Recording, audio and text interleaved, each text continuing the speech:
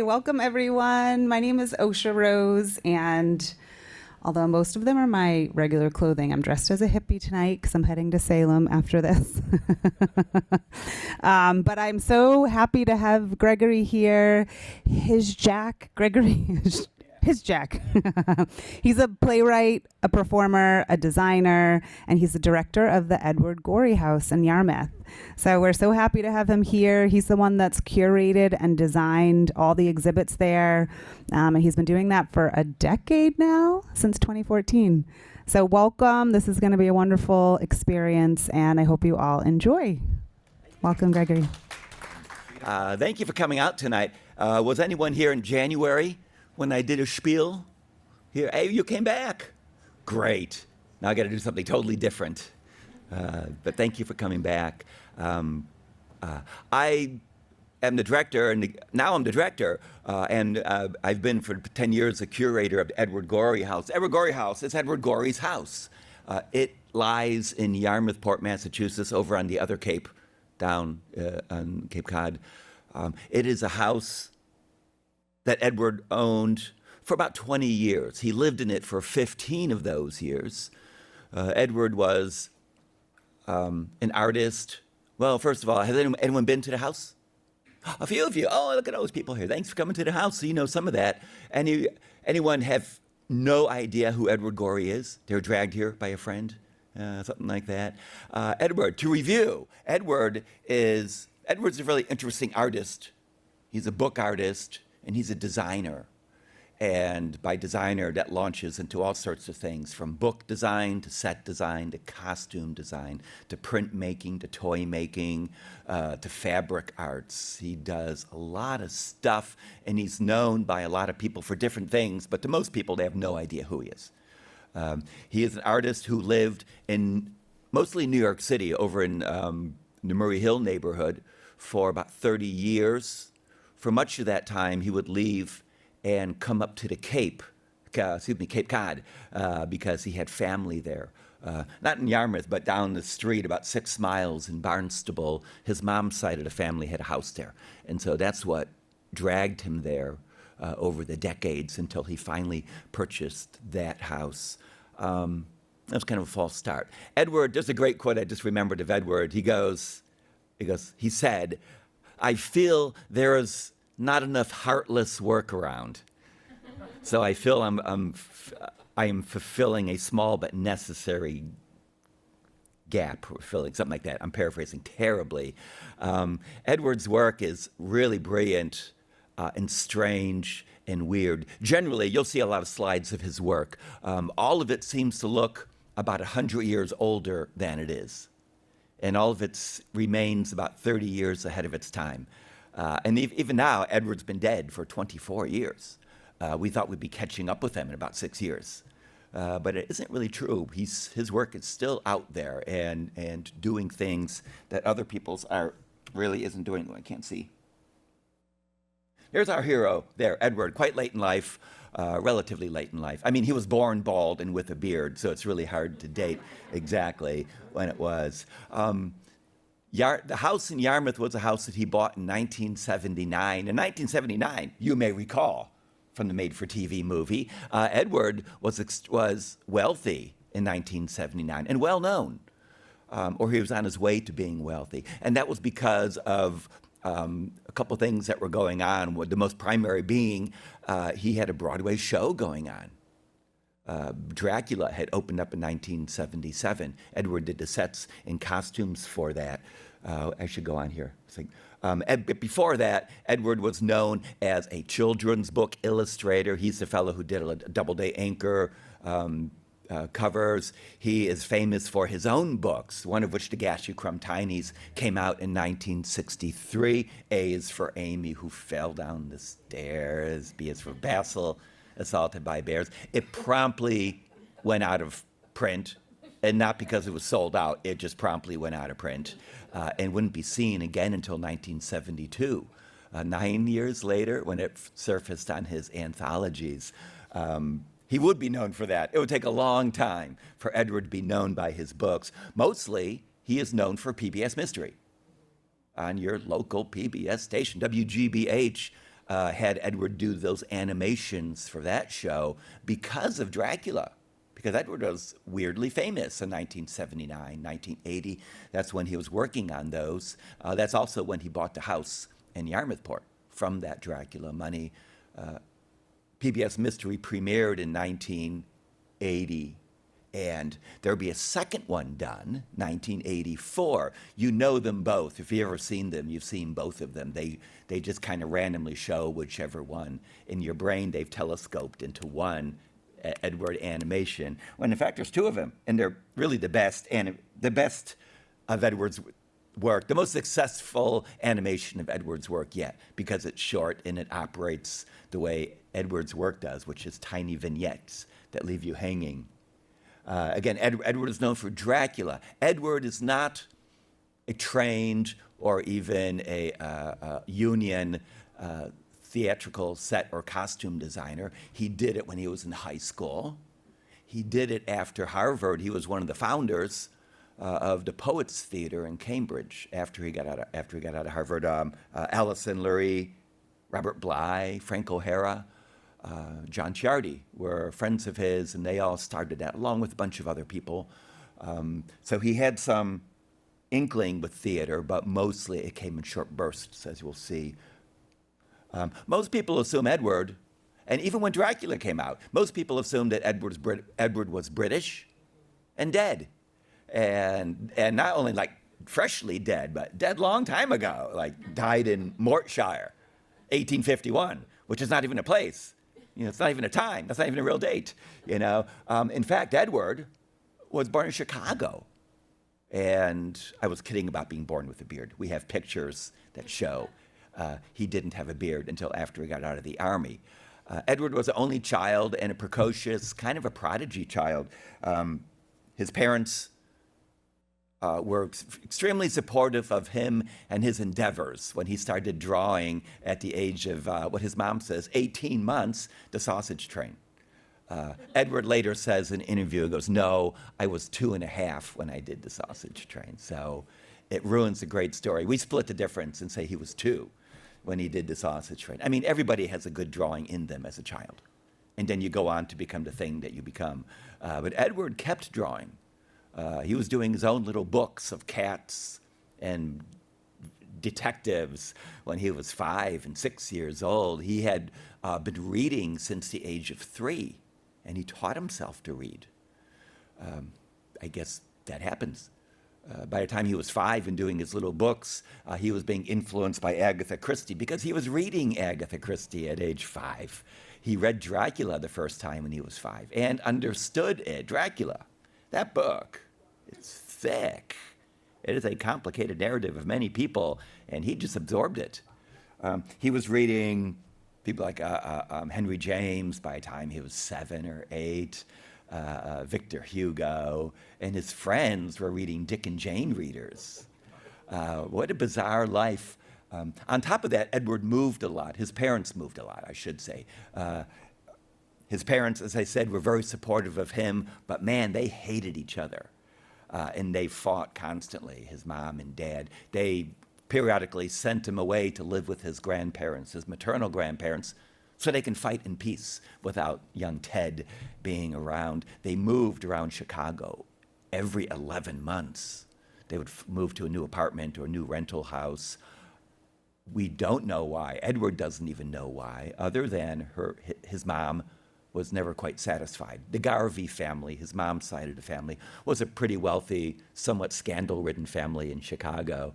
And the Gorey side of the family was not scandal-ridden nor very opulent financially.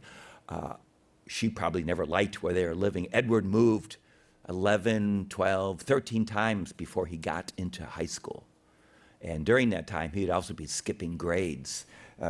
He skipped first grade, he skipped 5th grade, he spent 7th grade in Florida, in Bradenton, Florida. Here he is in Cuba with his grandparents. He was living in Florida with some aunts, another aunt and their cousins. He had a pet alligator in Florida, which I think is so beautiful. He returned to Chicago to go to high school. He was not allowed to bring the alligator back with him. In fact, there was a rule on the books in Chicago about having a pet alligator, walking a pet alligator on the street. It's actually on the books. The Francis Parker School is where Edward went to school. And Francis Parker School is a very good school, kind of artsy, advanced school that somehow he got in. I think he had a scholarship. He was living with his mom. They lived in the same place for 4 years. This is where Edward got all of his art training and discipline after getting letters like this one from his teacher, Mr. Hackett, who said he wasn't living up to his capacity in art periodically. That would continue when Edward went to Harvard on a scholarship. He would periodically either be on the dean's list or threatened with expulsion. Either way, went back, seesawed back and forth. Edward's time in Harvard, he also did a lot of drawing and writing for the Harvard Advocate. That's when he started messing around with the Poets Theater in Cambridge as well. Edward graduated from the Harvard class of 50. No art training. I don't think they even had an art department in Harvard in the late 40s. He graduated with a degree in French literature, which prepared him for absolutely nothing in life except to read French. So what he had to do, after a couple years at the Poets Theater, making no money, it's community theater, and it's absurdist community theater, which means you make even less money than community theater, which is no money. Friends of his convinced him to move to New York in 1953, which is where our story, and really Edward's story, begins. That's where he gets his first day job at Doubleday Anchor. And that is also when he has his own book published, The Unstrung Harp. Edward is put to work as the art department. He wasn't put into an art department. He was the art department, other than a fellow who set type for the interiors of these books. The Doubleday Anchors are paperbacks.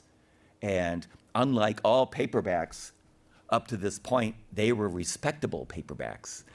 Before that, paperbacks were always kind of semi-porn thrillers that you would hide when somebody entered the room if you were reading them. These were Joseph Conrad and Kafka and essays and histories. They were printed by the hundreds of thousands, used in high schools, used in colleges.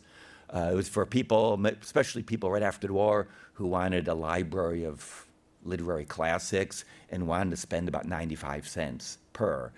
This was your book. Edward designed everything by hand, all the typography on the covers, even the Doubleday Anchor logo, the little anchor, even the price is all handwritten. He didn't know anything about typesetting until later into his tenure there. And of course, while he's doing this, he would be at Doubleday Anchor all through the 1950s. At night, he would be working on the Unstrung Harp, the Listing Attic to Fatal Lozenge, the Object Lesson, the Doubtful Guest. All of those books would be published and then disappear without a trace, as I said before. Edward's business model was this: create a book that nobody buys. Repeat that 116 times. That's what he spends the next 50 years doing, is creating this body of 116 works that are not failures, but they defy marketability. Even the Gashlyrumb Tinies. C is for Clara, who wasted away. D is for Desmond, thrown from a sleigh. Where do you put that book? In this library. You put it in the kids' library over there, some librarian's gonna be in your face real fast, or a parent. Do you put him in Gothic horror? Is he in the humor section? Is he in the arts section? The same goes for a bookstore. Where do you put him? How do you sell this guy? He is a genre all by himself, which is Edward Gorey. And the only people who did well by him are people who had an Edward Gorey section, which was apparently one bookstore in New York, Gotham Book Mart, over in West 47th. That's where you'd find Edward's works. It's a pretty tenuous business plan. And he got around it because he had plan B, which is have a day job. And Doubleday Anchor. In 1960, him and the founders of Doubleday started Looking Glass Library, a young adult imprint. Did some beautiful work, but it only lasted a couple years. At that point, Edward just became a freelance illustrator. He hadn't intended to. He just took on some projects, and more projects came in, and more projects came in, and he kind of gave up the official 9-to-5 job. All those children's book publishers who kicked him out of their office with the Gashlyrumb Tinies, or the Doubtful Guest, or The Hapless Child, or the Insect God, or all these other books, they said, we're never publishing you. But then they'd call him back and go, listen, we have this author here who needs an illustrator. And that's how he started doing illustrations for children's books, mostly Florence Perry Hyde, Mary Rogers, Peter Neumeyer, John Shardy, his professor from Harvard, he did 6 books with, children's books. Edward cornered the market in children's literature, really. Him and Jules Feiffer did all the books in New York. You had to kill one of those too to get a children's book done.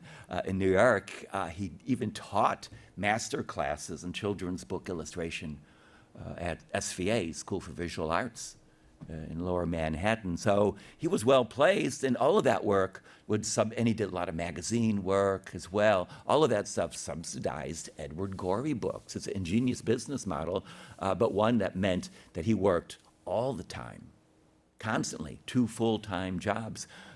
This shot here shows him, looks like on the set of Dracula. Dracula we consider to be kind of a day job project. It wasn't his instigation. He didn't write it. He was just asked to design sets and costumes. He knew the book. He's known the book for 50 years, and so he did that. Which brings us to a couple things, one of which is Edward's technique that he does. A lot of people think he's doing etchings.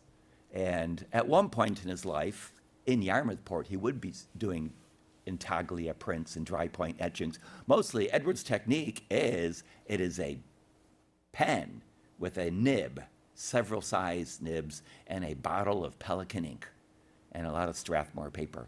And he goes to town. His drawings are small. Mostly they're 5 by 6 for his own, 5 or so by 4 inches, just little squares. Whatever the size of the book is printed at, he draws exactly the size. And that's true for his commercial work too.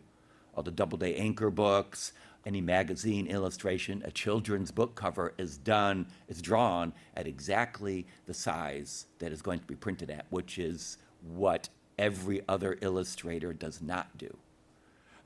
Edward's work, as you can see, he builds texture and layers by doing hatching and cross-hatching. All the blacks, that black background is so engaging because you see that white coming through it. If it was solid black, it changes the dynamics entirely. But because he just builds up blacks and lights by using cross-hatching, it just gives, you can always see the texture of the paper below. It's really arresting, and it's gorgeous. Edward is a man who absorbed a lot of stuff. He went to a lot of movies, and in New York he went to a lot of silent film. And of course at that point silent film was old. It was already archaic. He was going to film societies, going to the Museum of Modern Art's Saturday morning film series. He was absorbing silent film. He was also absorbing dance, specifically George Balanchine's work with the New York City Ballet. He would go to the New York City Ballet virtually every night. He started going in 1953. His friend Larry Osgood introduced him to it. He bought immediately 4 season tickets for that year, all for himself, because you can only go to New York City Ballet by subscription. And so he bought 4 subscriptions so that he could go to virtually every performance. He would see 300 shows a year of the New York City Ballet during the 1950s. He would drop down to about 160 shows a season during the 1960s, up to about 250 shows in the 1970s. This book is The Gilded Bat, and it was a beautiful book. It's about the rise of a prima ballerina, Maud Splatow, who changes her name to Maud Splatova as she gets more and more famous.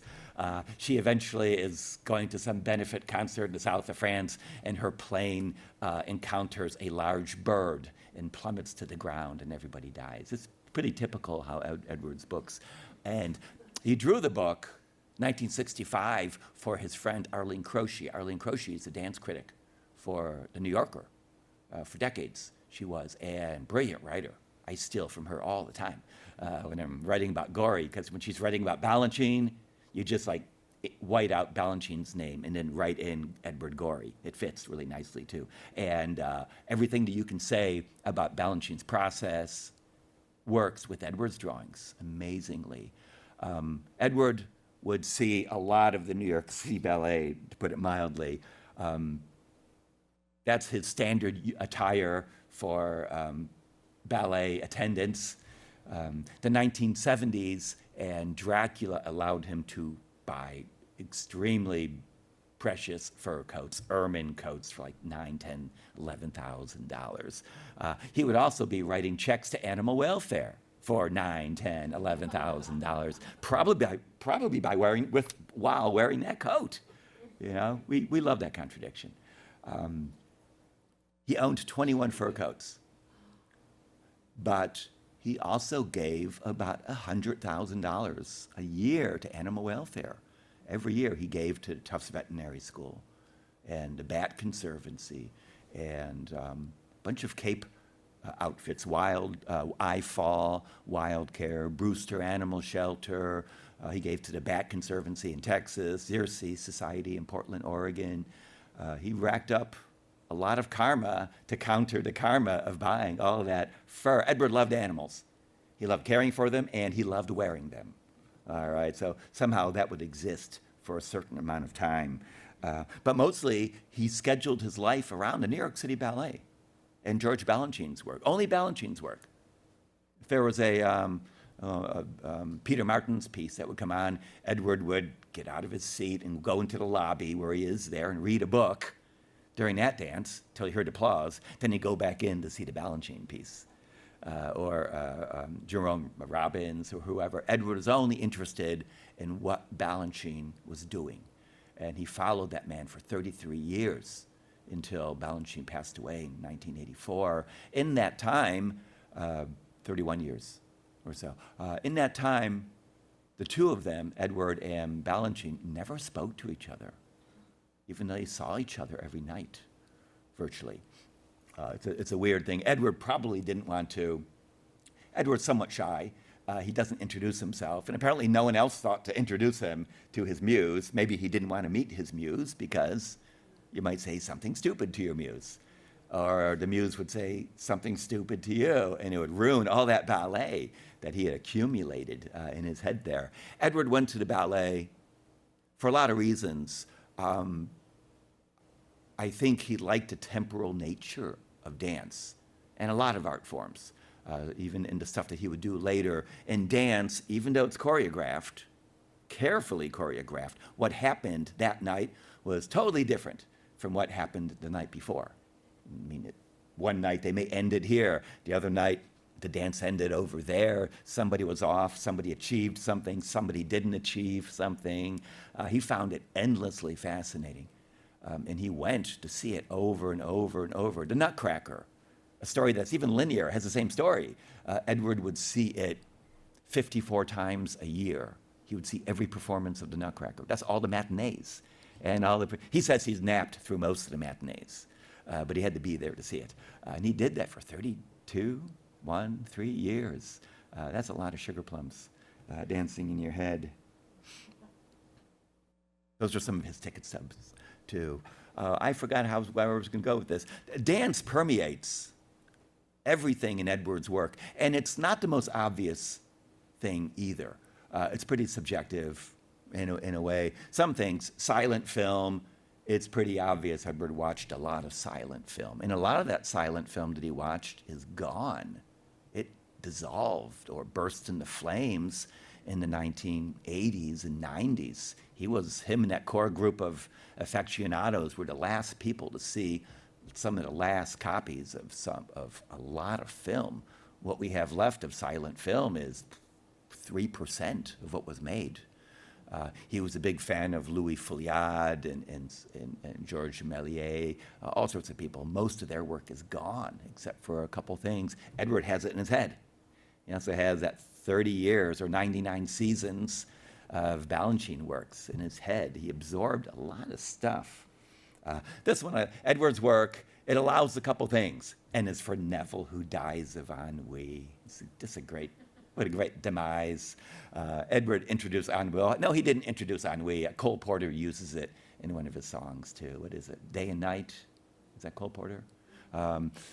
Shaking that old ennui. Edward's works, that pen and ink work, is so beautiful because it's so rigid, and yet it has a lot of space in it. The movements of everything, all the vertical movements, is so beautiful, and yet it's broken by that poor Neville's face peeking out of what I really just noticed is that's not a house. It's obviously some kind of institutional building, probably a school, and that branch coming in just to break it up. It's almost a dance. It is almost choreographed. And looking through Edward's works, page by page, you get the sense that there's a choreography and a pacing going on. Z is for Zilla, who drank too much gin. Page 26 of the Gashlyrumb Tinies. Again, just it's just a beautiful drawing. There's something very satisfying in looking at the work. The fact that when you look at this work, very large like this, or if you even were to get just that little doll's head, which for some reason is a skeleton, and blow it up to fit the whole screen. The line work is superb. It is so brilliant. Edward's work looks really interesting when it goes larger and larger and larger and larger. Yet, if you reduce it even 5% from its original, which is what most of it is done, how it's done, all of that intricate line work, all those dancers that we saw, that turns to mush. For just being line work, his work is incredibly difficult to reproduce well. And I'd have to do it all the time. I'm scanning and playing with his work, trying to make it look good in print. And making it big is very easy, but making it small is extremely hard. You lose a lot of the nuance. I don't know, I just love the idea of the girl with a tumbler of gin, all right? There's something that, on top of all that, just get right down to it, Edward makes you laugh, all right? And the fact that he doesn't allow any empathy with that poor girl, or with Neville, or Amy, or poor George smothered under a rug, it allows him to get away with a lot of stuff. And he was one of the first to start playing with this. If you remove the empathy, you can really get away with some horrific stories. He does it really well. You see it in Tim Burton. You see it in Lemony Snicket. You see it in Wes Anderson's films.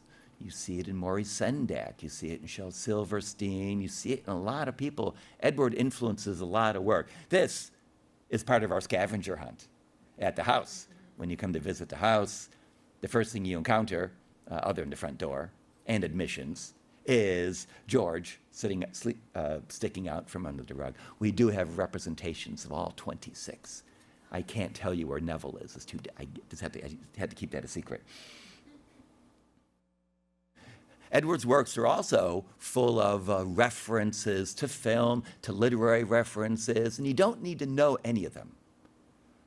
Just like his dedications to his books are frequently to family members and frequently to very obscure 18th century novelists or preachers or theologians, or one of them is a beautiful French name that you think is a silent film actress, because sometimes it is, but when you Google it, you find out it's face powder from the 1920s.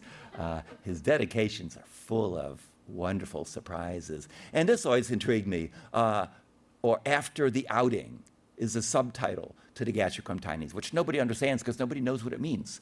But likely, possibly, Edward is vamping a little bit on a poem by a early New York poet from the 30s and 40s, 50s, Delmore Schwartz, who has his one famous poem, Into This April Day We Do Walk, I think it is. And in it, he talks about how time is the fire that consumes us all. It's a beautiful poem. At one point, he says, he has the deaths of all these kids. At one point, he goes, "Oh, Rhoda, Rhoda, consumed by flames." And of course, on the hour page of the Gashlyrumb Tinies, it's Rhoda, consumed by fire. Possibly coincidence.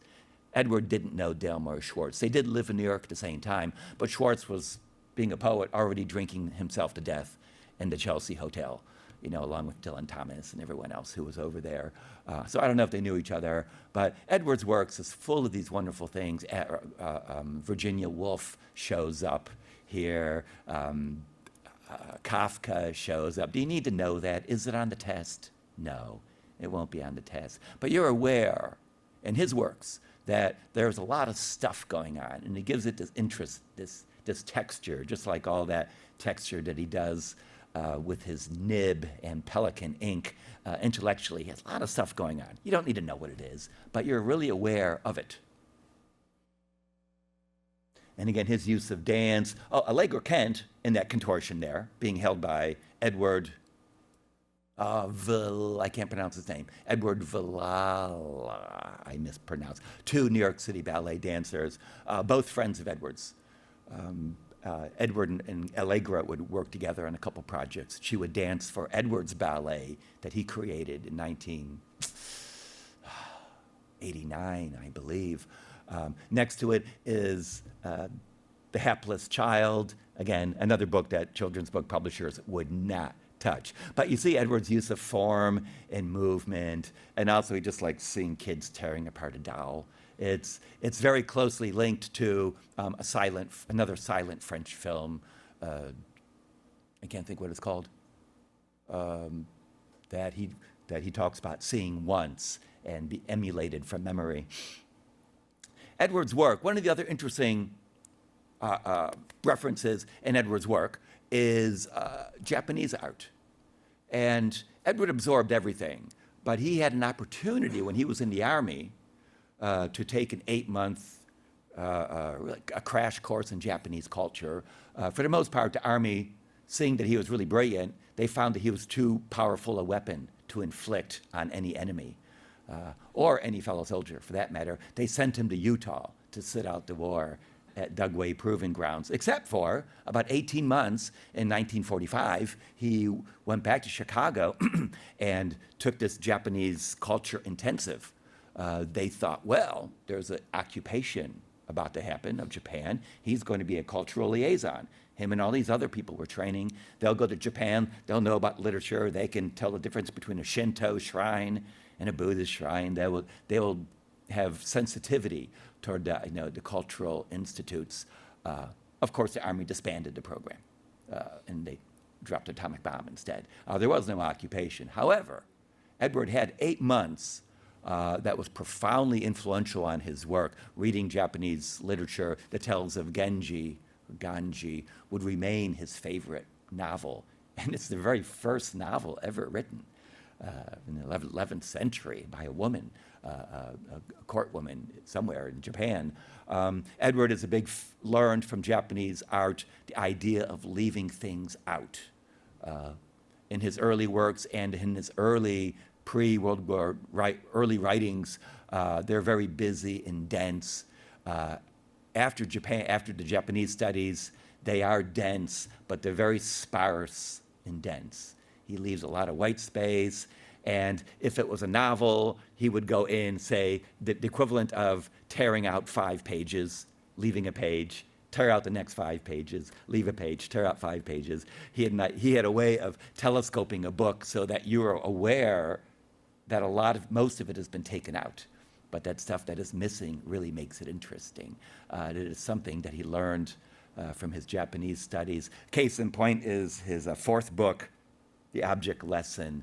It's a beautiful horizontal book. Here's 3 pages in succession that just reads so beautiful, and is also a dance. On the shore, a bat, or possibly an umbrella, disengaged itself from the shrubbery, causing those nearby to recollect the miseries of childhood. It's pointless and silly and also beautiful. Edward has this way of being kind of flippant, almost Python-esque, and yet having a heart to it. Edward's work is a lot about, he says in his letters to Peter Neumeyer, his works are a lot about boundaries and borders. He likes the borders of things because that's where the interesting stuff happens.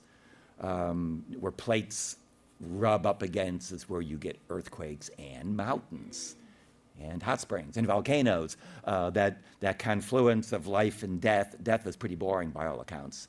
and life could be kind of dreary. But that place where they come together could be pretty exciting.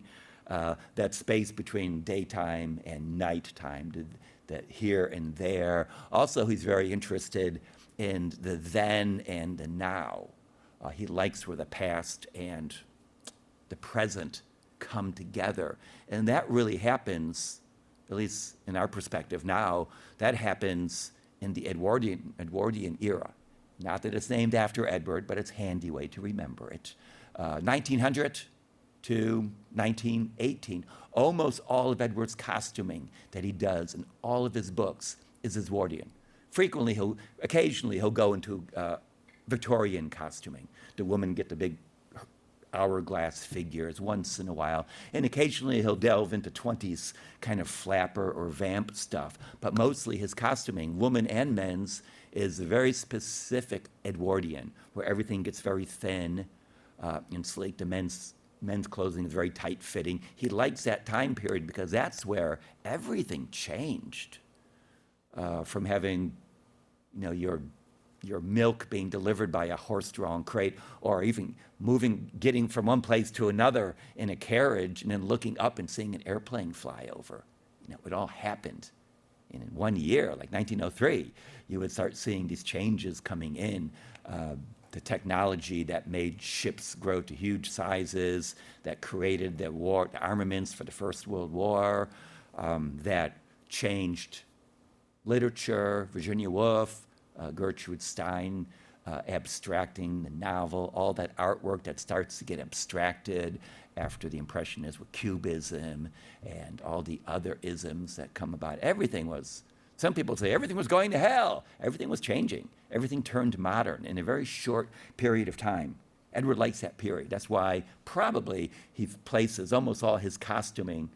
Come on, focus. Come on. It's having a hard time. There it is. He places all his costuming in that very brief era. Here's another body of works that Edward starts to get into in the 1980s. By that point, Edward had gone through that 3 years of fame that Dracula made him endure. He didn't like it. Everyone asked him very specific questions, and he likes ambiguous answers. And his books are ambiguous, and he doesn't want to explain them because that just ruins it for somebody else. He did manage to cash all the checks, though. He did do that. And he bought a house in Yarmouth Port, down the street from the family house. And he spent 6 years, from 79 to 85, having it renovated so that it was a livable house. The house he purchased in 1979 was full of poison ivy and lead paint and water damage and mold and raccoons. Oddly, for a man who owned 21 fur coats, he let the raccoons live in the house for 3 years of the renovations before they finally just left in disgust at all the noise. Edward moved in 1985. He did not bring any of his fur coats with him from New York. They all stayed in New York. He never wore fur again once he moved to Yarmouth Port. I bring all that up because during that time period, starting about 1983, Edward starts working in this genre of books that are called movable books. An immovable book, and that is the subject of our exhibit this year at the house. A movable book is a book that can't decide if it's a book or a game or a toy. It's a book that doesn't behave itself.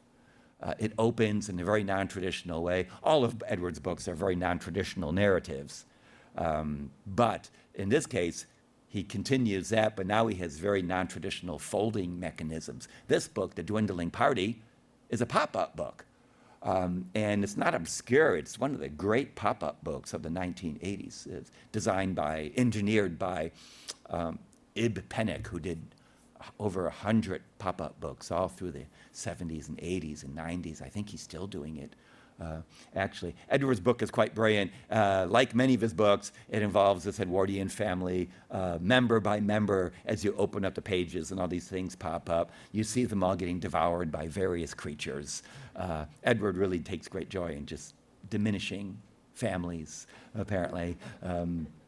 Which is, I guess, speaks of something of his own family. Though I guess I should digress, as I tend to say, Edward always kills off families. And at the same time, his life, in spite of being only child, his life revolved around extended family.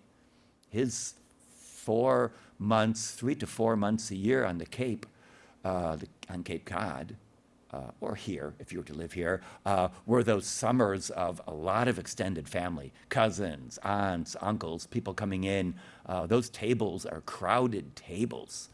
And there's a group of people putting that puzzle together on the table, going out for brown food at the brown food place or ice cream. It is a very large extended family experience. Edward liked that. And families and large gatherings of not well specified characters always inhabit his books. They're very crowded, even though his own life for part of the year was pretty solitary. Other hanging out at ballet and movies. This is a beautiful book. It sold very well. It was a book that Edward made some money on, and it was valuable for quite some time. And like all of Edward's works, and like a lot of the works he likes, it's extremely tenuous. Its longevity is short. It's a movable book. It's paper. Those things pop up. There's even a whole gazebo that comes up. It's a beautiful book, but that paper, it only folds so many times. You can only fold paper so many times before you have 2 pieces of paper. The nature of a movable book is, well, first, it's for kids. And secondly, it's not going to last that long. It is of a very temporal nature. Edward liked that about it. In many of his movable books, unlike this one, which was mass-produced, many of his books he self-published or used small publishers. They were printed in quantities of 500 sometimes for his paper doll cutout books, his flip books, his exquisite corpses. This is a book that was also mass-produced, and it was valuable, if you want to call it a book. All the way up until a couple years ago, Pomegranate, we had it for sale in the gift shop up until about 4 or 5 years ago. This is called The Tunnel Calamity, and it's what they call a peep show book, historically, also called a tunnel book. It is a flat pile of paper that you open up like it was an accordion. And you peruse it by looking through that little round lens at the front of it. And when you look through the lens, it foreshortens everything. And that's my picture, right? They're both my pictures. That gives you a vague idea. You have this foreshortened diorama of all these characters that extends almost into infinity. It's beautiful. It's a neat idea. It's a very old form of movable books. It was first done in the 1820s. They were used as souvenirs for the digging of the Thames Tunnel in London. And that's an engineering feat that took about 20 years. And they were selling these books showing the progress of the tunnel, which is how they certainly became known as tunnel books as well. Edward called his The Tunnel Calamity. And it again involves this creature, the Ulyss, that creature you see lumbering in halfway through it. And it's this Ulyss, which is not a real bear, not a real creature, kind of bear-like. It says, and Ulyss disrupts the Edwardian calm of the tunnel connecting East Shoe Tree with West Radish. And that's all you get to see. And that, like I said, in Edward's books, a lot of them you feel like you're just looking at little increments of this really big opus. Here, you have exactly one view of this book, and it is right through that little lens in the front of it.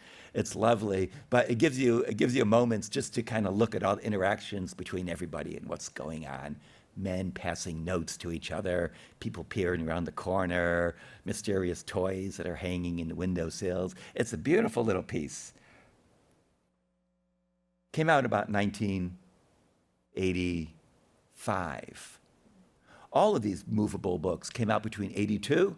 This one is L'échange malandro. I'll pretend like I can speak French. L'échange malandro. The Clumsy Exchange is the rough translation. This is another kind of exquisite corpse where the figures facing each other will turn outward and they'll keep changing. Below them, the captions will pull outward. Those will keep changing. So you can mix and match indefinitely until you can think of something better to do. You know, it'll take hours of fun or minutes of fun. It's beautiful because we used it in our exhibit last year because a lot of the context for it is shaped by what people are wearing. Edward uses that sartorial thing, the woman in the 20s, the guy in the fur coat. There's always a guy in a fur coat. He just gives you, there's a gardener, there's a robot, there's all sorts of different characters that appear, and all the text that just randomly is superimposed with them. It's a beautiful randomness. The thing about Edward's work is that he's pretty courageous in that he lets the interpretation of it lie with the reader, which drives some readers up the wall, and they throw the book across the room. They'll never read Edward. Or if they throw it across the room, they'll go pick it up and look at it again a few months later. Edward is letting you do a lot of the work, and it's courageous because he gives up a lot of control of his books. And he hates to explain what his books are about. When journalists would ask him, he'd just change the subject to something, Meryl Streep or something, or Buffy the Vampire Slayer. He doesn't want to talk about his work because doing so defeats it for any other interpretations that would come. And again, it's an acquired taste. The benefit to it is that he establishes this relationship with his readers that's really pretty tight and long-lasting. And for his readers, you go back to those books, even a more traditional book, The Object Lesson, The Nursery Frieze, whatever book, you find things in it that you didn't find before. And I still find that to be true. I know I don't have a favorite Edward Gorey book because they rotate every few years. What was my favorite gets replaced by another favorite. Or a book that I hated, I suddenly start putting the dots together, and I really start to like that book. Other books that I thought were brilliant, I lose interest in and move on to another one. This is that beautiful changing, constant changing of how you perceive his books. Another period pile of movable books. The dripping faucet is about 2 inches wide and 11 inches long. Opens up that way into 4 inches by 11. It contains 9 panels that open up to 6 different pages. Each one has different text and images that come together in different ways. The story seems to be about 2 salt and pepper shakers, as far as we can tell, and their love-hate relationship. On the right, it's Edward's tarot deck, the Fantod deck, which he did in 1989. It was in a magazine first, and then it became an actual deck. That is still in print. The Dripping Faucet, there's like 500 copies in the world. To that, we have 2 now at the house. So that means there's 498 copies in the world, and 2 at our house. The Fantod pack is still in print. It's been in print since 1989. We sell it at the gift shop. It's quite wonderful. It is not your standard tarot deck. It has Edward's own major and minor arcanas, and a delightful book that explains all of them. We do tarot readings with them. It's pretty outrageous. Kids run away screaming generally from it. He also did the shuffled story, which is story cards. He also worked in miniature books that are inch by an inch and like half an inch thick. They don't even open. Though you can see that he did the artwork in it, and he did the artwork at actual size. And he did the text, the hand lettering, and he did that at actual size. And he signed and numbered each one of them before the book was bound. But you can't open it, because if you open it all the way, you hear a cracking sound, and all the pages just flutter to the ground. It's a book that you have to wonder, what's the very nature of this book? You can't get into it to see it, or at least not very well. You can open it like a third of the way. So it's like this thing that you were prohibited from enjoying. After he did the Fantod deck and all these other things, he kind of said, that was fun. I enjoyed movable books. He'd been working on it for like 8 years. It wasn't the only thing he was doing. He was doing a lot of work, but in his own works, he was playing around with paper and folds. After that, he moved into a whole new genre of work, which is theater again. He had been working in theater at Harvard, or immediately after Harvard. And of course, there was work with Dracula, which would last most of the 70s, working at Nantucket Theater Workshop, taking it to Broadway, getting burned out on Broadway. It left a sour taste in his mouth. The show that Edward did after Dracula was Gory Stories, and it played for 1 performance off Broadway. And then he says, okay, I'm done. When he's living on the Cape, he starts doing theater again. He meets Carol Verberg. Edward's hanging out at Jack's Outback, the diner down the street from his house. Edward is very good at going into a room and finding the interesting people. He meets Carol. They start doing puppetry. She goes, I'll produce. They start doing theater. Edward goes, you be my producer. I want to start doing puppetry. She goes, oh, okay. We'll make him puppet shows then. Because what Cape Cod needs is absurdist puppetry. All right, really, there was a great demand for that. Or at least Edward felt there was. No one agreed with him on that, but he did it anyway. And he had a bunch of actors who loved working with him because he was very creative and quirky, and he was a good time on stage. There he is breaking down the fourth wall. He's playing a telegraph messenger, his one in Lost Shoelaces. This is the first show that he was in. And his only line was, I am the messenger boy. I will turn 11 next week if I live that long. So that's all I said. The puppetry is beautiful. The shows are beautiful and strange. The puppets were about a foot tall, and so they really needed a small, intimate space. He would create 20 different shows at Woods Hole Theater Company, Buzzards Bay Theater Company, Cape Cotuit Center for the Arts, Cape Rep, Provincetown Theater. Those last three are still there. Did stuff for Harwich Junior Theater. Very active. Carol worked with them on all those things. It was a full-time job of theater. It didn't make any money, and he wasn't concerned about it. The great thing about Edward's work on the Cape is that there was no financial incentive to it. He was just fiddling around. All the movable books, most of them wouldn't make money. He just wanted to do them. The theater pieces didn't make money. He might have paid the theaters to put them on. He was also working in printmaking. He didn't care if the prints sold. He was also doing toy making, fabric arts, needlepoint. He was what he calls fiddling around with a lot of stuff because he didn't have to worry about money. Dracula left him comfortable. Old Possum's Book of Practical Cats, just one book that he illustrated in 1980 and which sat for sale in the lobby of every performance of Cats from 1980 onward, would provide for him a living wage, just that one book. He did that when he was famous from Dracula, and he got royalties. Edward only got royalties on two books that weren't his, or two projects, Dracula and Old Possum. He chose extremely well because he made bank on those two things. In addition to this, Edward, until the day he passes away, he is an iconic American illustrator. He has this day job that he does not give up, even though he could have. All through the 80s and all through the 90s, he's doing sometimes weekly spots for TV Guide. He's doing work for Sports Illustrated, House and Garden. You'll see him in all these PC magazines. You'll see him in Playboy, National Lampoon, Esquire, New Yorker, New York Review of Books. Plus, he's doing book covers by 2 or 3 dozen book covers a year, it looks like. This is on top of all his other work. Astonishing amount of work being produced. And the Yarmouth Port house was really just a hive of activity. He didn't really need to do all that commercial work, but he had been doing freelance design for so long, he was just wired that if a project came in, and if he didn't have a good reason to say no, he said yes, and he did it. Just everyone worked with him. Much of the work that he did was pro bono, even. The actors that did his shows with him for all these 20 performances, he paid them in and hand-sewn dolls that he made, and then gave them to them, which are worth thousands of dollars now.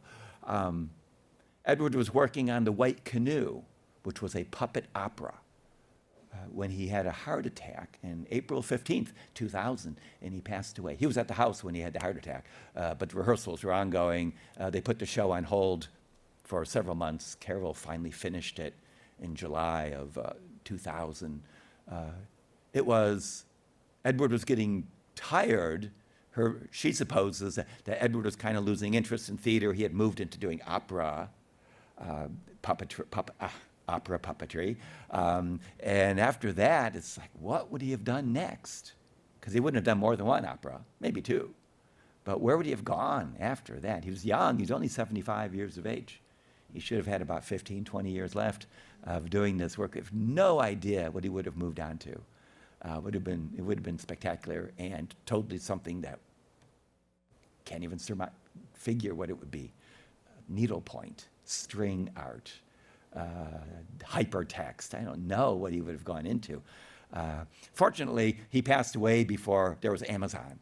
Otherwise, he would have filled his house with more stuff than he actually did. And he filled his house with so many things that he could have easily filled 4 or 5 houses. Edward was an absorber. He absorbed everything from childhood on: film, dance, art, literature. He was an assembler. He built things from all that stuff, really disparate things like silent film, dance, Edward Lear, surrealism. He put them all these existing things together into new and extremely beautiful combinations that were extremely influential for everyone, from Maurice Sendak all the way to steampunk. It changed a lot of the culture. He was also an accumulator. And as soon as he had a large house that was his, he filled it with stuff until it was cramped. And then he filled it again with stuff. And then again, his house was a hive of books, boxes of stuff that had come in, artwork that was being received, prints that needed signing to be sent out, all this stuff, theatrical props. It was a madhouse, and beautiful and chaotic. The house was filled with cats, 6 cats usually. The house was filled with books, 26,000 books. The house was filled with artifacts and collections. Edward liked to collect other people's collections of stuff, and you'd see him at estate sales every Saturday procuring artwork or collections that would sit on top of the box of other collections that he had gotten the week before. Jane is the cat. Edward passed away at age 75. He not intentionally, but he inadvertently shortened his life by not having an operation that doctors had suggested. He had been eating at Jack's Outback, the diner up the street, every day, twice a day, for 15 years. And you don't do that without needing some kind of operation at some point. Doctors had strongly suggested that he had a stent put into his valves, one of his valves. And he goes, yes, I'll do that. And he made an appointment for Cape Cod Hospital. And then he'd postpone it, make another appointment, and postpone it. And I think he did that 3 times. The third postponement was on April 15th, 2000, which is when he had his heart attack, fatal heart attack.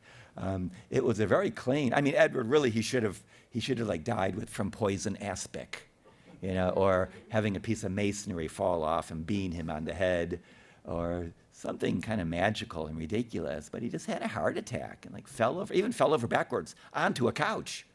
It was comfortable. It was like he almost cheated death and left very quickly. It's almost like the lights went off and they came back on and he was gone. He left a lot of work completed, and he left a lot of incomplete work. We have 79 finished manuscripts to books of his that are unpublished. Several of them show up in his theater pieces, but otherwise they're just books that he never got around to illustrating. It makes you really wish he didn't spend all that time doing those TV guide spots every week, because I really would have liked to have had like 6 or 7 more of his books and not have those TV guide spots. There's nothing worse than paging through TV guides from the 1980s. If you really want to just feel depressed, do that for an afternoon. He could have given up. He should have given up the day job. But you can't tell him what to do. He's dead. He's been my boss for 10 years. He's a great boss because he's dead. And he's infinitely malleable. Though he does come to us in dreams and say, I hate the term whimsically macabre. Please don't say that. And so we say, what do you prefer? And he goes, sinister cozy, is how he defines all his work. So that's what we've been doing lately. The house has been a museum 22 years. It opened up 2 years after Edward died. He didn't specify it in his will. In his will, he specified the house gets sold and the funds go into a trust where all the royalties from his artwork would also go. That money would go to animal welfare, and it does. The same groups that he gave to while he was alive. But the will didn't say, don't make a museum, so we used that as a green light. And his trust, which came into being in 2000 when he passed away, they were on board with it. And for various reasons, it was easier to turn the house into the museum. That way, everything that's in it could have stayed there until it was inventoried. And it was never inventoried properly. Eventually, all of Edward's artwork would go to New York. The trust has it all. They have an inventory. They have the original art to all of Edward's work, all 115 of his books, minus 5. The artwork is missing, lost, maybe. His commercial work, which is 800 book covers, thousands of magazine pieces, plus all the Doubleday anchor stuff. All that artwork is out in the world mostly. They have a little bit of it, but that's the stuff that comes up for auction in trades' hands for pretty pricey amounts these days. But all of Edward's primary books, those books that he wrote, that he illustrated, hand-lettered, self-published if necessary, they all rest in one place. And so it's profoundly easy and convenient way to put exhibits together, because all the artwork you want is in one little room in New York, as are stacks and stacks of other drawings that we don't even know what they go to. They're just drawings he did in his free time. This man who saw 1,000 films a year, who saw 8,441 performances of the New York City Ballet, he managed to have free time just to draw for the sheer joy of it, in addition to being a commercial illustrator, in addition to being a book artist and a playwright. Oh my God, I'm exhausted just talking about it, really. I'm going to shut up, at least long enough, because I've been talking for an hour, to turn it over to you to either slip out the door quietly, or if you have some questions, I would be happy to make up an answer on the spot. Yes, in the back. Is the house open year-round? The house is in its fall-winter season right now. We're going to close the house December 29th. The end of December, we're closing it, and then it's closed for January, February, March. That's when I work on the new exhibit. We take some time to just not talk out loud, and we paint things that need painting. Then we open the new exhibit the first week of April. Maybe how he did all that was because he was Jack. Well, he did not sleep, and he must have worked through the nights. He was seen in daylight, though. Well, yeah, because Edward, his life, his day-to-day life at the house involved going to Jack's Outback for breakfast. The first booth by the door, not booth, stool by the door. He'd stay there a long time because it's a neighborhood place and everybody knows everyone. And he, 65-year-old man, quickly knew everybody, you know, and he would sometimes stay there until it was lunchtime. Then he moves to the booth in the back. After that, he goes to Parnassus Books and clogs up an aisle there in this beautiful little bookstop between Jack's and his house. And then he would have dinner with the cousins or with friends. And then he'd have to do sewing while watching the recordings he did of Guiding Light or Buffy the Vampire Slayer or old copies. He never owned a TV set his whole life until he moved to Yarmouth, which gives you an idea of the nightlife in Yarmouth. So he started catching up on television. And he was also sewing things while he was watching TV. So when did he do all that drawing? You know, at no point in the day is he at his drawing table. So he must start working at like 11 o'clock at night and work until like 8 or something, little naps in there. Yeah, he's a vampire. That'd be the easiest way of describing it, really. Yeah. But they still franchising his work? I mean, I see his work in puzzles. And Yeah. everything, like coasters. I mean, all Yeah, the coasters. Is that the trust That is the trust. Everything, there is bootleg stuff out there, to be sure, but everything you go through the trust to have the books reprinted, licensed, and they get the money from that. The house doesn't. We survive by memberships and the gift shop. We have a great gift shop and admission too, but mostly Edward left us a lot of stuff to sell. Yeah, puzzles. There's a lot of books. Probably at this point, there are probably more of Edward's books in print than ever before. But even so, at the drop of a hat, one will go out of print. They're very tenuous things. It's gone. We don't even know that a book is gone until we try ordering it and go, no, it's discontinued. And then another book will show up out of the blue, and it's available for a couple years. He is marketed a lot. Yeah, the Trust tries to put a lid on it, so there is no Gashlyrumb Tinies underwear, which they say they get offers from. They get like a daily. Just for the Gashlyrumb Tinies, they must get a dozen proposals a day. Yes. So obviously his parents are no longer alive. Yeah. So the archive is where? It's partially in the house, Partially in the house. We have a lot of personal effects. Some of it is owned by the Trust.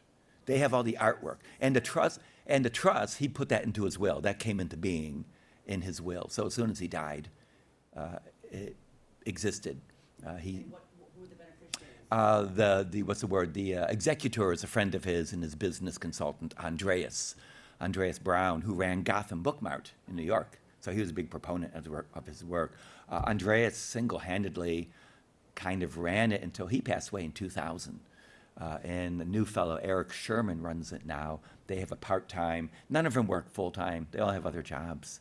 There's Will Baker is the archivist. Jeanette Miller's. Because I agree. I've seen those puzzles and Yeah. umbrellas and mugs. Yeah, and that name it. I know. That stuff started under Andreas, Okay. and he did an okay job. There was a couple things that should not have come out that did, but he stopped other things. He did stop a lot of books that should have come out but didn't. He was stopping the new Amphigory. Amphigory is a collection of his work, and it's the only book of Edward's that really sells well. They've been working on that fifth Amphigory for decades, and nothing comes of it. So they earn a lot of money. That money going to animal welfare That's terrific that it goes to animal welfare. it's a lot. Confused by how it's all like Yeah, there's no. structured and- It's all structured from one organization, but that said, it sometimes seems to be all over the place. Yeah. There's a lot of stuff that shouldn't be. They've stopped the worst of it, I believe, but they've allowed some things. They keep going through different permeations of people helping it. There's lots of Edward's work that has been colorized by somebody other than Edward, which we don't like. We rarely like any of that stuff. Did he have a good relationship with his parents? Well, they divorced when he was 12, and then they remarried each other when he was going to Harvard. It's hard to say. He wasn't estranged from any of them.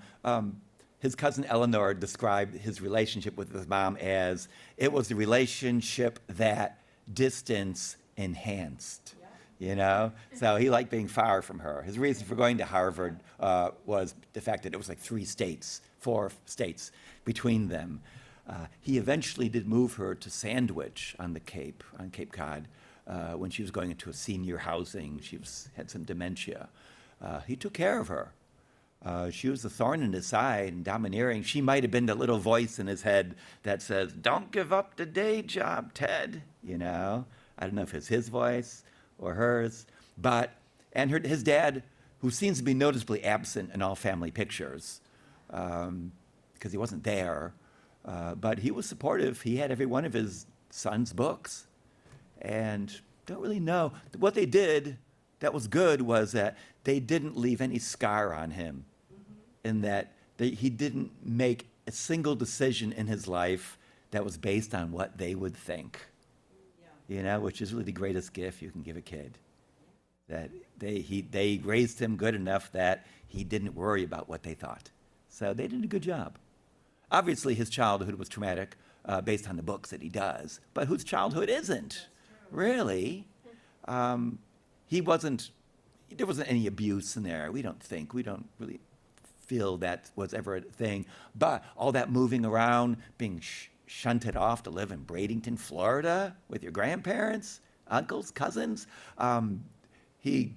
Edward obviously felt that childhood was you're in a zone of powerlessness, And most of his books are like, you're just powerless.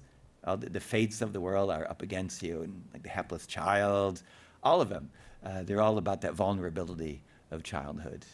Not that children are intrinsically evil and need to be stamped out, but you can see that's what he felt childhood was like. Yeah. Yes, in the back. He also had a sense of humor through it all. He did.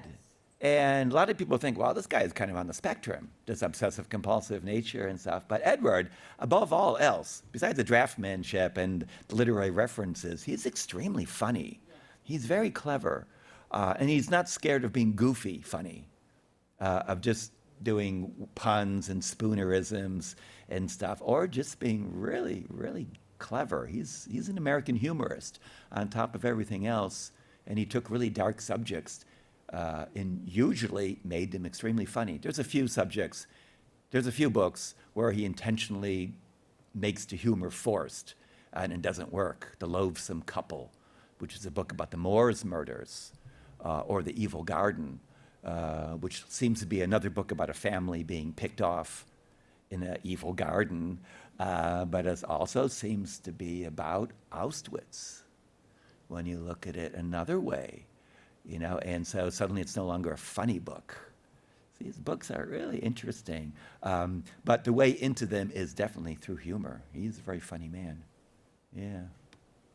So I hope you get a chance to come to the house. I know it's another cape. It's not as pretty as this cape, I do have to admit. It's bigger and not nearly as interesting. But the Gorey House is there, and that's pretty much a destination. The only reason that a lot of people come to the Cape, there's mini golf too, of course, and sandy beaches. But the house, we're going to get 11,000 people this year, again, like last year. So we grow every year, and it doesn't feel like there's 11,000 people, though if you're there on a rainy Saturday in August, it will feel pretty crowded. And we have capacity limits. So if you're coming during the summer, you can make reservations. We do that. It's helpful just to make sure you get in. Otherwise, this time of year, it's a great time to check it out. The Movable Books is there until December 29th. And then we open in April with a new exhibit. There's some brochures over there for this year's exhibit. It has the address, contact info, hours if you get down there this year. Time is slipping away. We're open, we're free on Halloween, tomorrow or day after tomorrow. And we have the holiday stroll, December 8th, I think it is. So we have a bunch of events. We just had a tattoo event in Hyannis, a flash tattoo. We just did a silent movie night out in the backyard on Sunday night, bitterly cold, but we did it. Lesson learned. Too late in the season for an outdoor movie. I'm getting a cold from it. But we couldn't do it any sooner because it never got dark until too late. But we're working on that. So we have stuff going on. Next year is Edward's centennial and 100th anniversary, or centenary, if you prefer. We're hoping to do readings, do work with a lot of the theater companies. Right now, Harwich Junior Theater is doing Dracula. They got special permission from the trust to bypass a lot of the licensing. They're not using Edward's set, sadly, but they're using some elements and all the costuming. Next year, we're hoping to do readings, not full performances, but readings of some of those unpublished manuscripts. The seal has been broken on some of those. We're going to be allowed to do some of those. So, yeah, there's a few more questions. Yeah. I wondered about the new exhibit, if you could tell us, or is it the unsealed manuscript? It is not. It isn't. It's kind of in an embryonic form right now. It's going to be called, Concealing the Art. And it's going to look at some of those little mysterious messages in Edward's works. It'll talk about the evil garden and the multiple meanings of that book and many other books. It'll talk about QRV, this magic elixir that shows up constantly throughout all of Edward's works. It'll talk about the little business cards, all these things I haven't talked about, little motifs that are in all of Edward's works. Every single one of them contains these various elements, and then talking about some of the hidden stuff that lie in his work. That seemed like kind of a fun thing to tackle on the centennial. So that's what we're looking at. Yeah. What's that? How did you end up working? I worked there because the director needed someone to carry boxes of books up a very steep 1830s stairway. And I could do that. And so he hired me to do that. I had no other experience other than with the house. If you've seen the exhibits before in the early days, they needed design, and they needed writing, and they needed curating. And I could do some of that stuff. I wasn't a curator, but I was a writer and a designer, and I had done a lot of performing spoken word stuff, so I could talk to people, and I didn't mind cleaning the toilets either. And so I just waited around for him to die, or he didn't die. He retired. He retired during COVID, which is like, he saw it coming and goes, "I'm out of here." Like giving somebody the keys to the Titanic when you see the iceberg coming. It's like, "There you go, have fun with it." And he skipped up the street to enjoy his retirement. But we got through COVID. We made money that year. It was a short year. It was a great year because we were closed, and we sold everything online. And so we just bicycled around. But You don't have a lot of stuff online now, though, for sale, I don't think, do you? we're transitioning. We have a web store that somebody else operates, and we're changing that. Don't tell him yet. He's in Astoria. But we're moving into a co-web store between the house and the trust. We're going to be doing stuff together. And the house, we have a lot of archives that are, what's the word? We are deaccessioning a lot of stuff because we have multiple copies of a lot of books, first editions. Like, how many signed first editions of The Doubtful Guest do you need? It's like, okay, we have 3, but we have, like, we want 3, but we have 9. So some of that stuff is being put up for sale on our bookshop. That happens monthly. And so it's a lot of interesting stuff. Thank you for coming out. Thank you. I just love that you're all still here and would stay for more. We had Gregory here in the spring and people in January. That's what it was. Again, people stayed and had things for you to sign. And I knew having you back would bring another crowd. So we'll definitely bring Gregory back. You're highly entertaining and could be the centennial year. I mean, you might be too busy, but soon we hope to have you come back. Thank you.